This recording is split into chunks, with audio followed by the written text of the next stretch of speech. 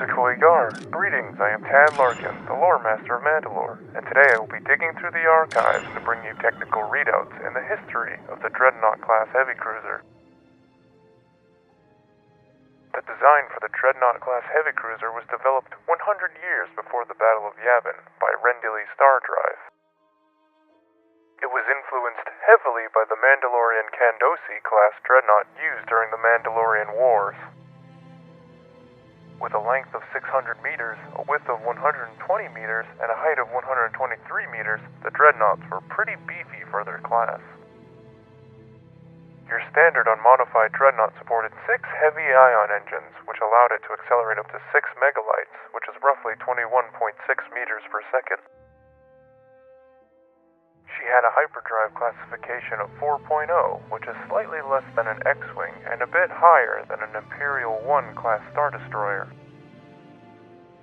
In terms of shielding, the Dreadnaughts were fitted with a 2,560 SBD unit, which is common among most capital ships, and had a hull rating of 1,216 reinforcement units.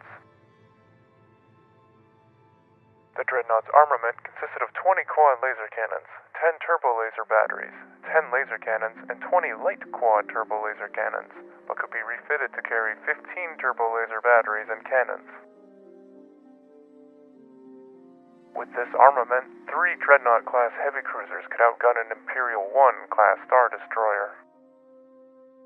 A Dreadnought could accommodate a standard complement of 12 small fighters, or TIE fighters for reference, but could be refitted to carry from 24 to 60 fighters.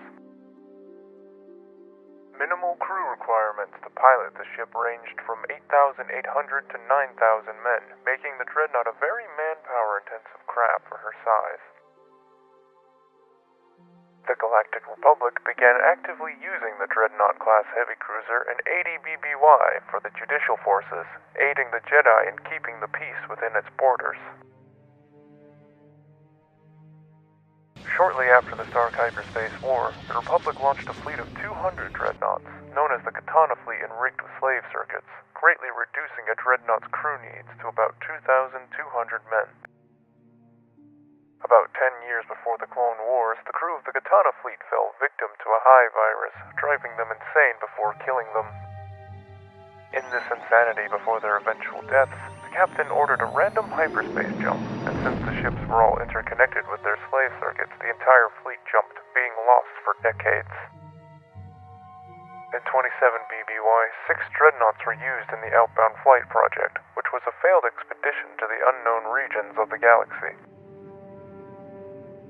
During the Clone Wars, Dreadnought-class heavy cruisers were a common ship within the Republic's navy, serving in several notable battles, including the battles of Duro, Rendili, and Coruscant. In 19.48 BBY, a battle above Rendili erupted when Rendili threatened to defect to the Separatists, and their home defense fleet was ordered to stay within the Republic's borders. Plo Koon and Jan Dodonna were held hostage after negotiations failed and a mutiny rose up within the home defense fleet, and a battle ensued when a CIS fleet entered the system. Eventually, the mutiny was subdued and the Rendili home defense fleet returned fire on the Separatists, aiding the Republic's fleet in defeating them. After the battle, Rendili's home defense fleet was confiscated and pressed into Republic naval service.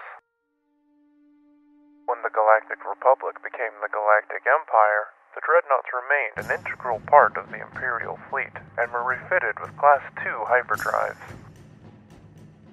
In 6 BBY, the smuggler Captain Hoffner and his navigator Talon Card came upon the long-lost Katana fleet and told no one, save for former Corellian Senator Garm Bel Iblis, of whom they sold 6 of the Dreadnoughts to.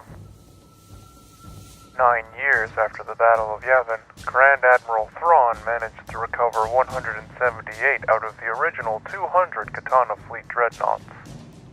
That same year, the battle for the Katana Fleet resulted in most of the fleet being destroyed, 15 Dreads being recovered by Garm Bel Iblis for his personal fleet. The Dreadnought-class heavy cruiser would continue to be used by the Imperial Remnant and the New Republic, along with its successor government, the Galactic Alliance, for years to come. This ends my findings on the Dreadnought-class heavy cruiser. Keep your comm channels open for future transmissions, and don't forget to subscribe. Tad Larkin, out.